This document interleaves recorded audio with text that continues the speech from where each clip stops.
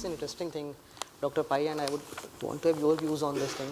So we are doing a lot of skill development programs in the country, but those are focused more on the population who would be delivering these aspects.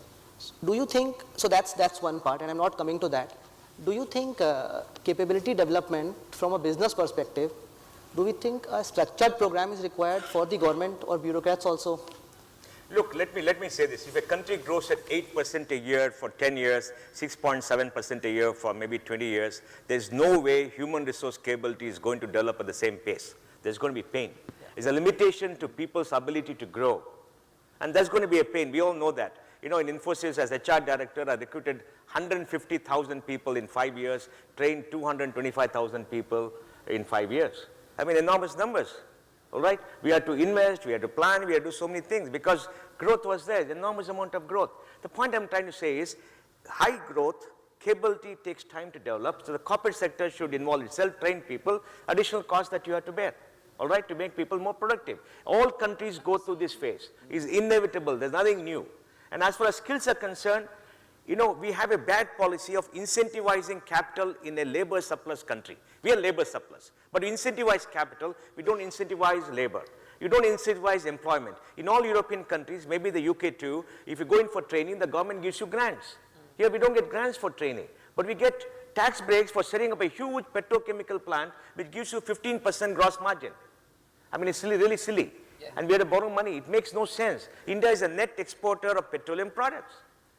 I don't know why we should be net exporters of petroleum products and why we should put capital there instead of putting to labor-intensive industries. Bangladesh exports $25 billion of garments, and we are behind Bangladesh, and Bangladesh was 1 billion 10 years ago. Yep. We are leading. We've gone behind because the government doesn't understand how to work with labor. So skills will come up, and structured programs, our bureaucrats require exposure, all right? You know, and it is a function of a fast, the world is complex today.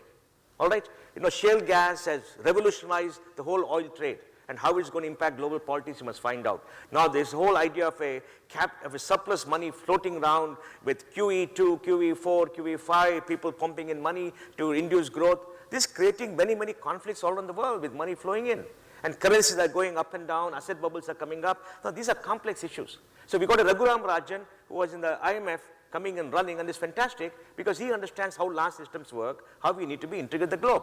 Internally, if you are in India, you grow up, you will never know that, right? So you need a global exposure. You need to understand how India integrates the whole world. You need to understand how the global economy works, which not many people globally understand too, because we are all victims of all this movement of currencies. So I think it takes time, and we have to just go through the process. And there also corporate sector has a major role to play. Corporate sector also doesn't understand much of it because, you know, we don't have too many think tanks in this country which can give a point of view. We're not invested money in creating intellectual capacity in managing. Raghuram Rajan went around and said, we don't have very good economists who understand how the globe works because we're not built capacity. We don't have a London School of Economics. All of good economists go overseas and work in the UK and the US. They don't work here. So, you know, look, we are an emerging market. It'll take time to build skill, but we're growing at 8%. That's real. So, you know, 8% is fantastic.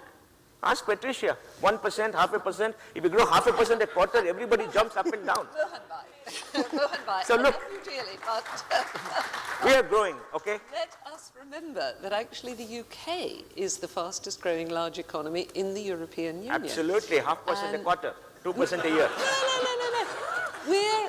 We're a developed country. I know. We're Patricia. a developed country. I know, Patricia.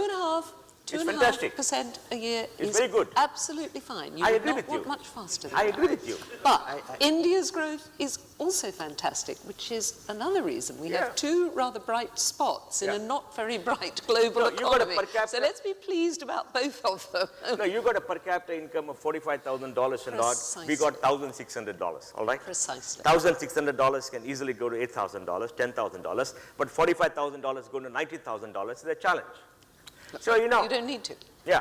So there is growth here, and this growth, enormous growth. Let me give you some data. I think it's important to look at data. We manufacture 85 million tons of steel, and capacity will go up to 125 million tons of steel in the next 2 years because many plants are sick. We're the second largest steel producer in the world. We manufacture 3 million automobiles a year. It's 18 million two-wheelers a year.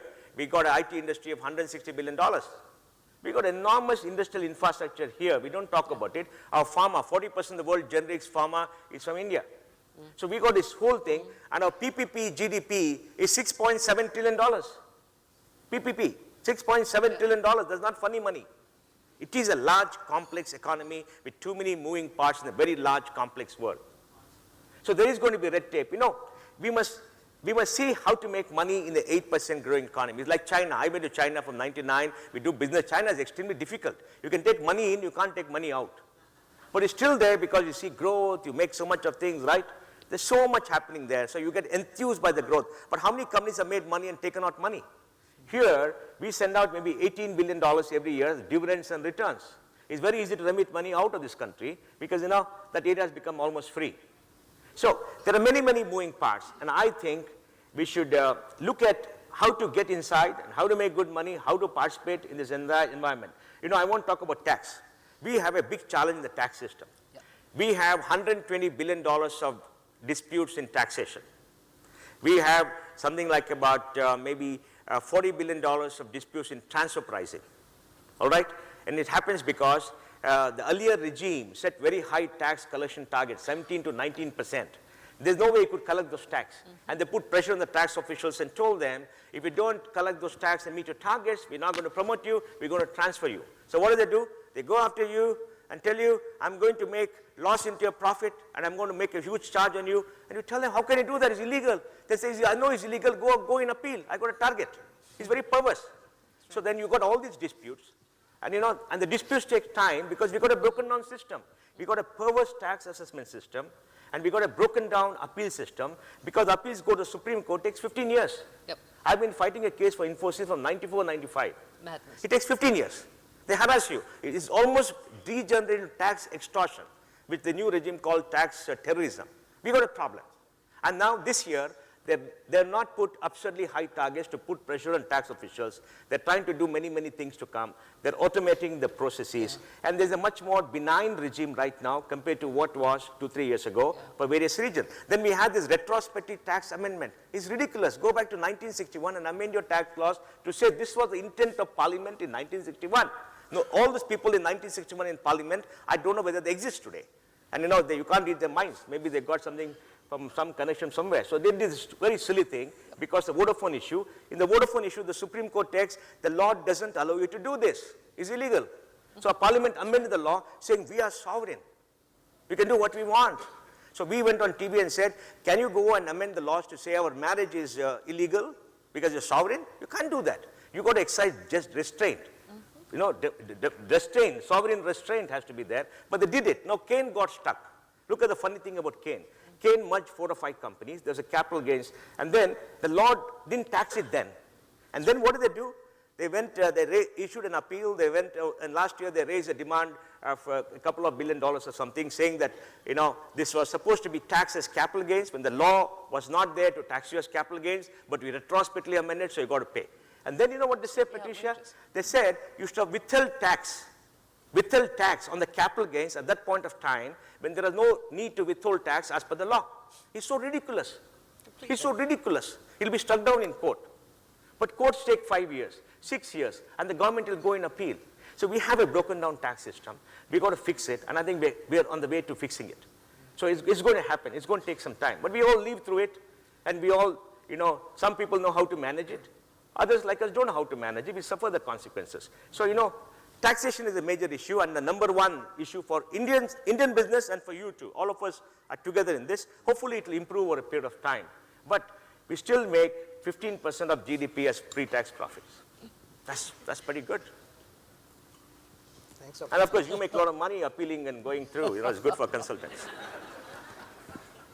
Anurag, just coming back on your point in terms of whether there is a talent exist or not in the government, and it's a very important point, and particularly what Mohan said in terms of for a growing economy, you do need a very changed mindset in the bureaucracy as well, in the government also. Now, if you look at, there are different pockets of the government. There are some very specialized area, specialized ministries. And there are some generalist also. And if you look at the performance, look at the complicated industry like atomic energy. Look at our success, right? It's the same talent pool. The same bureaucrat gets transferred to atomic energy, and look at the performance. Look at the performance in terms of aerospace, satellite program. We've been so successful. Economy also, in terms of what Mohan mentioned about the central bank's leadership or capital markets leadership or even the economic ministry leadership. I think we have the talent. We have one of the brightest and the best bureaucracy here.